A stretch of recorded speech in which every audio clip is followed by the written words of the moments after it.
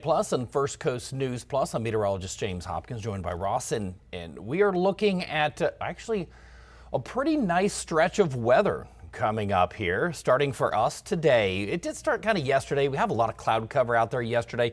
That is all gone. Sunshine is here, but Ross, I understand that you're not quite done with the weather just yet. You're getting ready to get your nice stretch of weather.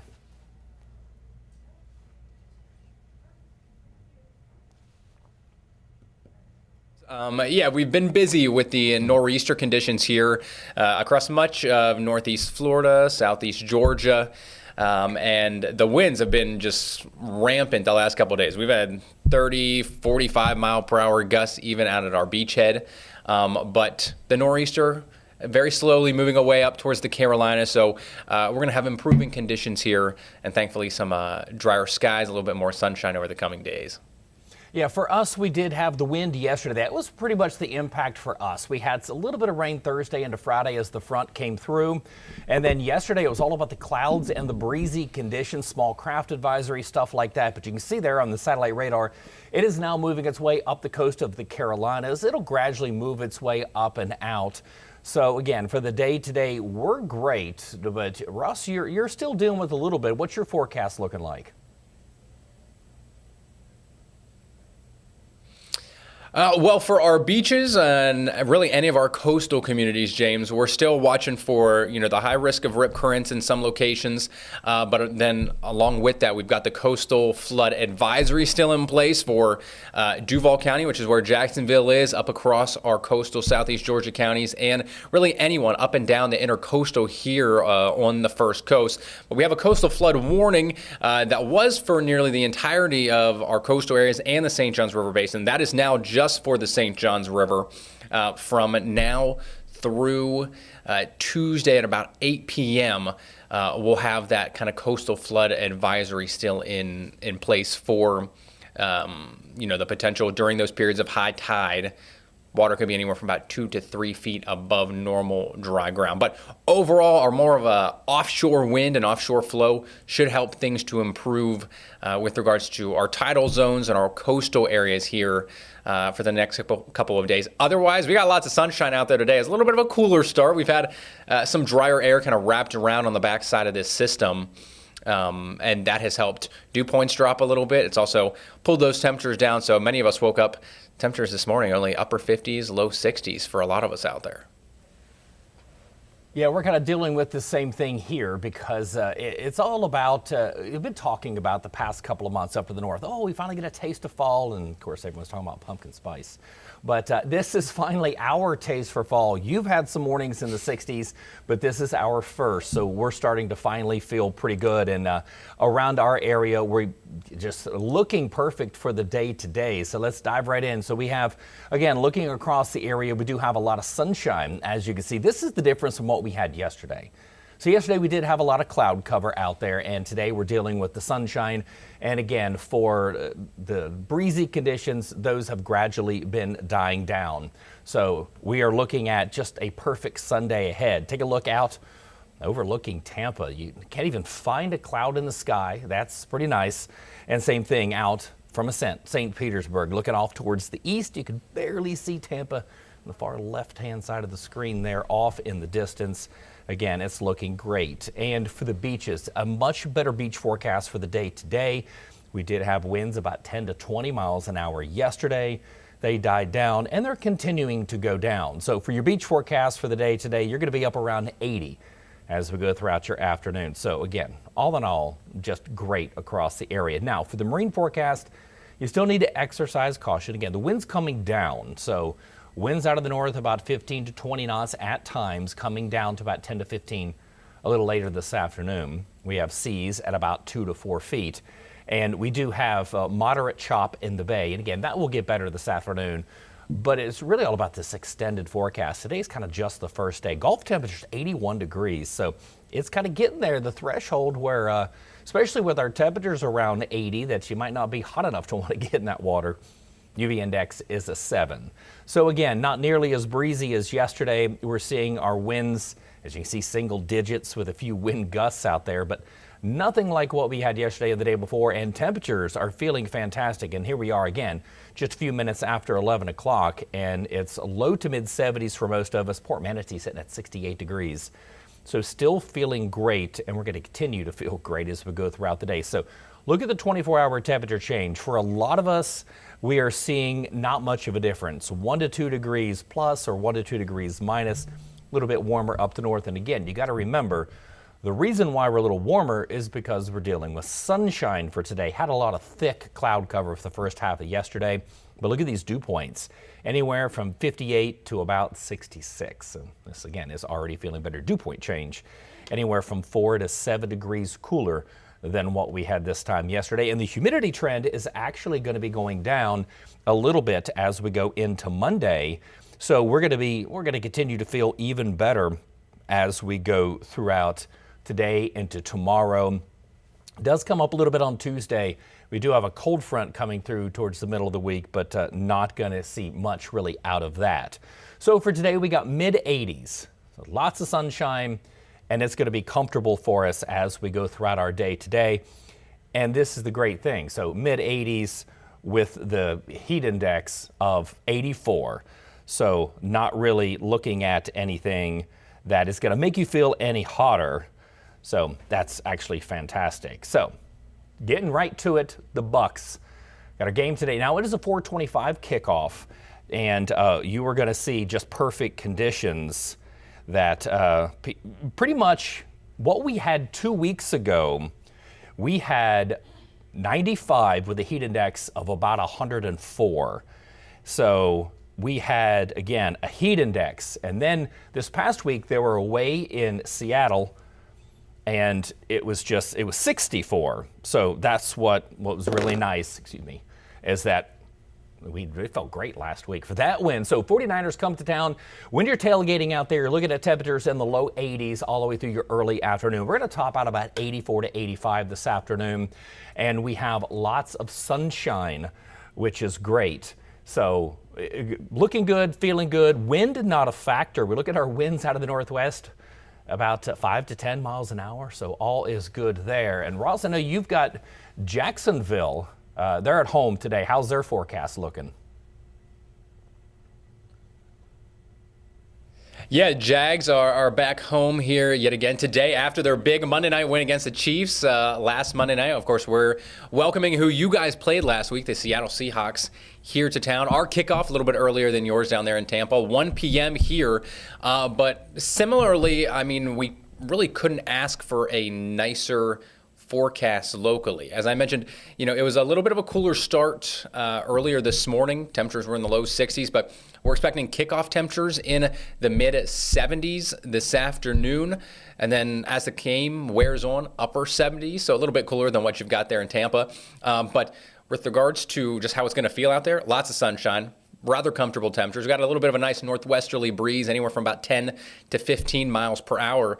But very little rain chances, if any at all, are going to be in the forecast locally here. Now, one place we are going to be watching for after the game ends for the Jags is going to be up across southeastern Georgia. We've got some counties up there. We're going to have a little bit of some wraparound moisture and flow from that nor'easter that's moving up towards the Carolinas. And that will bring a little bit of an increase in cloud cover by the fourth quarter and the end of the game, and perhaps a little bit of at least some light rain activity, or perhaps even some showers and drizzle up across southeastern Georgia. I think I do have that pulled up here in a moment. Chloe, can we switch the source? There we go. I think that might be right now. Maybe it was just behind a little bit. So there was a look at our high tides. Today, I talked about the coastal flood advisories. We'll still monitor those today and into tomorrow. But really, the key takeaway here, James, is that although our tidal conditions are still a worry, they're going to gradually improve over the next couple of days. And high pressure moving in behind that nor'easter. So drier skies, a little bit more sunshine, calmer conditions as a whole. So any outdoor plans you have, you're looking A-OK here for more than likely the next couple of days, not only here in Jax, but also there in Tampa as well. Typically, whenever I start these, I go like, hey, we got a lot of stuff to get to. Let's dive right in.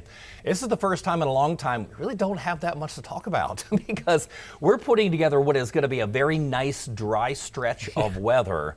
And actually with the tropics, which we'll get to in just a few minutes, are not too bad either. So let's go ahead and get to the extended forecast. And again, we're looking fantastic. As you can see on the satellite radar, there's nothing going on right now. There's what Ross was talking about in Georgia, South Georgia, North Florida. They're dealing with some of that wraparound moisture due to that low that again is working its way up the coast, and that will continue to do so. As you can see, bringing a lot of rain.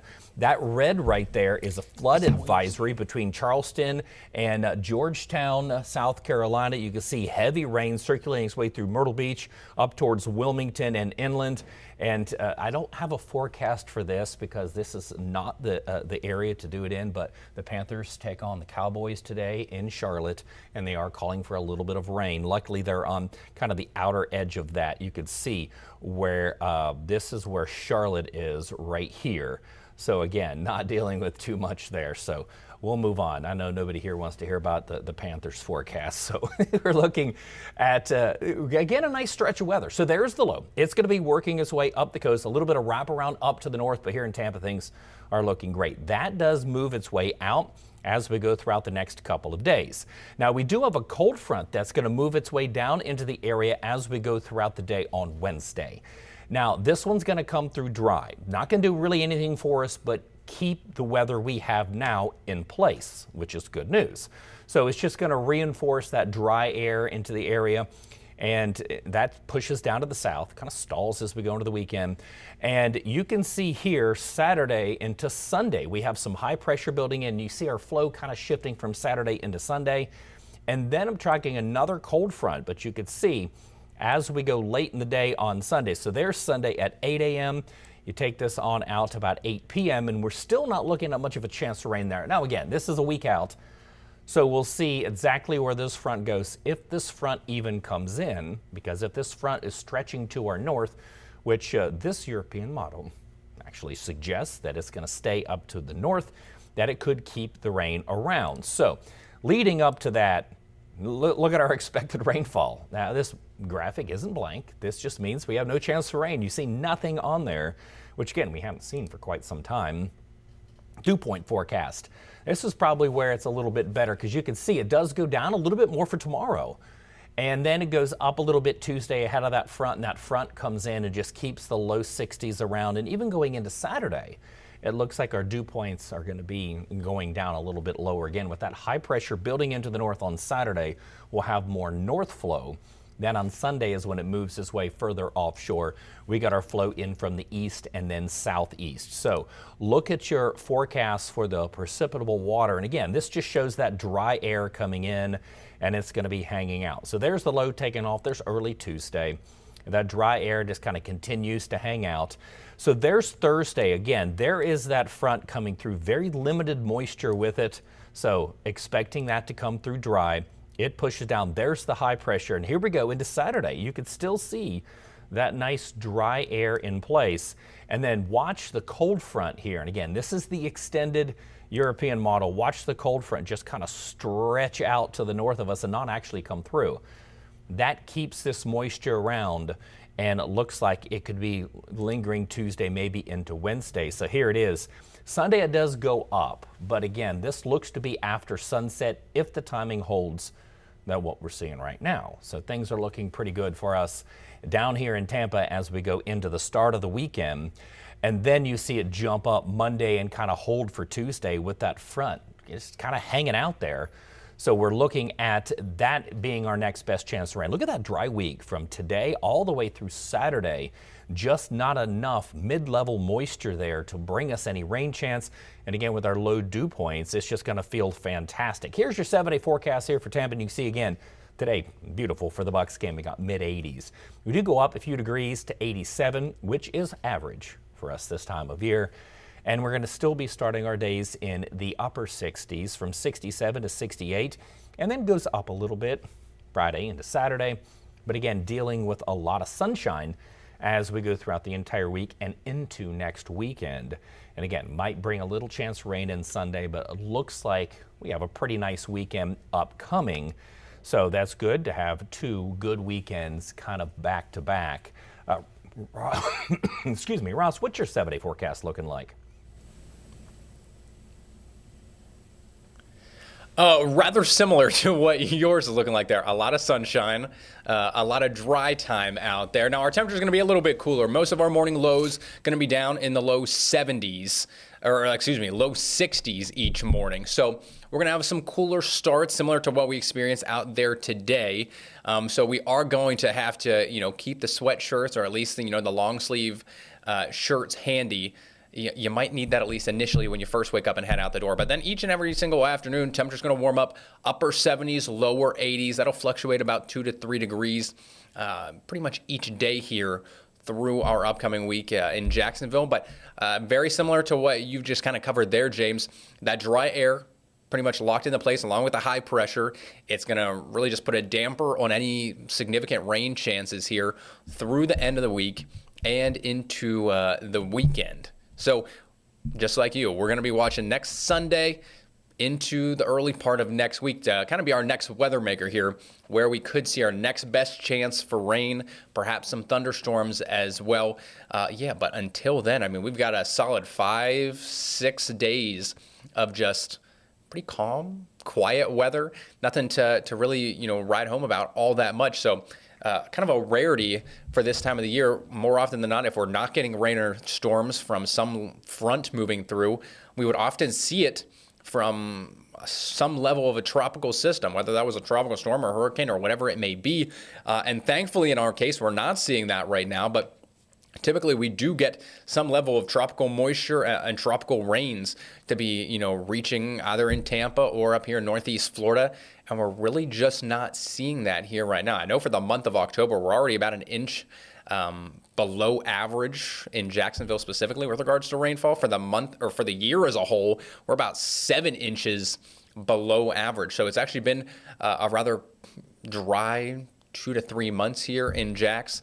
And certainly the dry weather and the sunshine that we're going to be seeing over the next 5 or 6 days is not going to impact that or help that very much. But nonetheless, James, we do still have at least some tropical activity to talk about out there in the tropics right now. And of course, we still have about another month and a half left in the Atlantic hurricane season here as well. And luckily, Jerry's gone. And I've been talking about Jerry for the past week and the struggles that Jerry's had with really dry air. And it looks like we could get help with this next system with that one as well. So let's get right to it. Yeah, your tropical update. We have a 40% potential for tropical development over the next 2 days. We have 50% potential as we go throughout the next 7 days. So this is the next thing that we're watching. Again, this right here is what's left over of Jerry. I just have it on there. There's actually not even a low. That's actually dissipated, just to show you what that swirl is right there. So that is Jerry, the remnants of Jerry. It's really nothing. Again, with Bermuda, probably, thanking their lucky stars that one didn't come through. Bermuda's had a pretty rough hurricane season so far, and that's pretty much where everything has steered towards for the entire hurricane season. So now we're watching this next one. And again, this is Invest 97L, 35-mile-per-hour winds moving to the west-northwest at 20 miles an hour. So as you can see, it might be a little hard to see, but you can see this line where it started to make that west-northwest turn.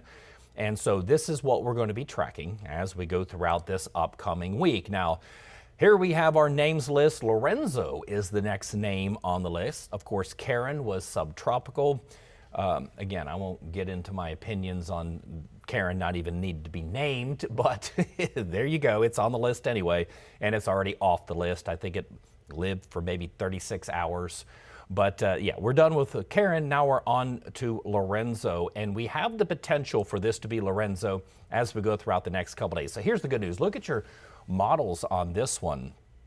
So your high pressure is up to the north, and it's going to be sliding its way to the east, then back down to the south. And again, We have the remnants of Jerry in there. We have a trough that's pushing its way across the East Coast. That nor'easter that we have moved to the coast got a lot of stuff going on that really could hinder this one from developing. So the Saharan dust, that is one. This is the dry mid-levels I was talking about. And again, there is the remnants of Jerry. It has been battling this the entire time. Never did make it to a hurricane, which of course is great news. Great news for pretty much everybody involved.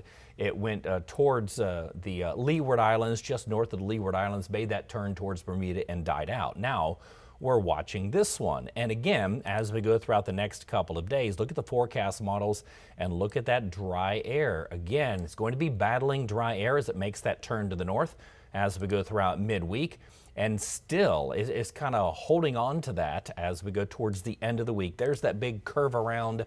And then this is where forecast models have it dying out. It's kind of hanging out in that same area for the weekend and into next week. So forecast models, again, all of them show it staying away. Not many of them really showing it much. And actually the consensus of the intensity models show this one only making it to tropical storm status, not even hurricane. Again, that could potentially change. But when you have that much dry air in place, it is kind of hard. So here's your GFS model. And here it is right here. And again, leftovers of Jerry's around here. There is the nor'easter. And again, just got a lot going on here. So as you can see with those forecasted winds, there's going to be some shear up to the north. It does start to make a little bit of a curve there. Got to try to follow it here. It is here. Now, forecast models are suggesting possibly another wave coming off the coast, which is what this is here. So that's not the one we're watching. And we're all the way to Friday. That one's up here. Here's your circulation of high pressure. So it's going to go up and around the high pressure and then potentially dying out. Again, there goes your nor'easter. That's the big one up here. And again, that is not tropical. That is a cold core low that is embedded there in that big trough. And then watch what happens here. Now, again, this is just the GFS model. Now it shows the potential for a little something, maybe working its way into the Caribbean as we go into next week. The European hinted on this yesterday, but does not have it now. So again, there is 97 right there. And it does the same thing. It goes up. It kind of curves around that area of high pressure. Stop it. It is right there. There's your high. And it tries to form a little something here. But as you can see, as it crosses over into the Caribbean, not seeing very much. But this is what we're going to keep our eyes on as we go throughout the week. Look at your forecasted wind shear. So again, dealing with a lot of wind shear up to the north of this system. There is your nor'easter. And again, it's part of that big trough there. There's your high pressure. But what I want you to focus on, again, we're not worried about 97L. What I want you to focus on as we go into next weekend and early next week, look at the Caribbean and the Southern Gulf. There is not much wind shear there. So that is where we're keeping our eyes on for the future. So here we are into hurricane season again. We are on to today being the 12th, so already into a third of the month. And again, activity is going down. So far, a recap, 11 named storms, 4 hurricanes. And the first 3 of those were major hurricanes. And again, as I've mentioned before, the first time since the early 30s, we've had back-to-back years with multiple 2 Cat 5 systems. So this is where we're making our shift through the month of October.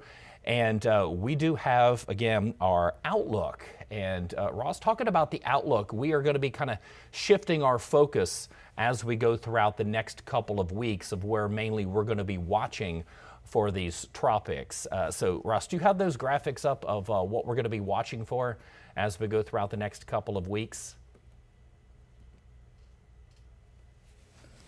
Yeah, James, I believe we have them here for you. We've had a couple graphics issues here this morning, but I believe we can take them full. One of those areas you kind of talked about out in the central Atlantic, there is a low 20% chance of probability or development kind of in that 2-week range looking further out. So if we're able to pull those graphics up, That would be great. There we go. Yes. But as you mentioned, James, the Caribbean is really the hotbed spot that ourselves and the National Hurricane Center are going to be really honing in on here over the next couple of weeks. So this is from October 15th to October 21st. This is the Global Tropics Hazards Outlook put out by the Climate Prediction Center. You notice that 40 and 60% formation probabilities are heightened much more so across southern Mexico and really much of Central America.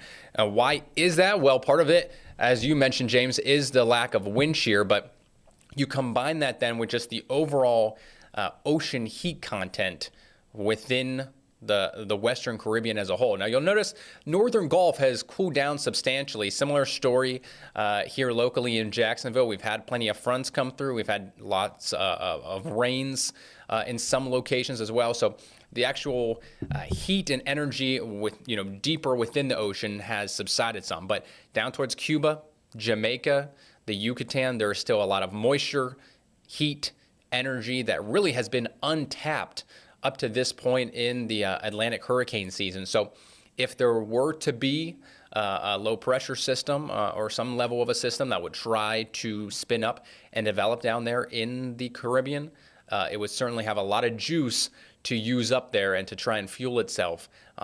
But of course, the later and later we get into the season, typically you get more fronts and dips in the jet streams that more often than not can try to drive or steer some of those potential systems away from us. But at least over the next couple of weeks, this is really going to be the area that we're watching. If there's going to be another big storm that could perhaps impact a lot of folks, this would be the area that would more than likely be coming from here, James.